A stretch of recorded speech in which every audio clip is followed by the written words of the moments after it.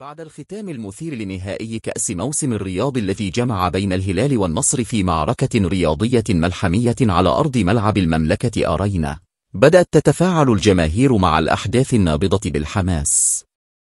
ومن بين هذه الأحداث تصرف مثير للجدل قام به النجم البرتغالي كريستيانو رونالدو، ما أثار موجة من الانتقادات والتساؤلات في أوساط عشاق كرة القدم. وسط فرحة جماهير الهلال بتتويج فريقهم باللقب، لفت رونالدو الأنظار بتصرفه الغير متوقع، إذ قام بإلقاء وشاح الهلال السعودي على الأرض بشكل مهين، مما أثار غضبا واسعا بين مشجعي الفريق الزعيم. ولم يتوقف الأمر عند هذا الحد، بل تداولت وسائل التواصل الاجتماعي مقاطع فيديو توثق تلك اللحظة وتعبيرات الغضب والاستهجان من هذا التصرف الذي لاقى استياء كبيرا.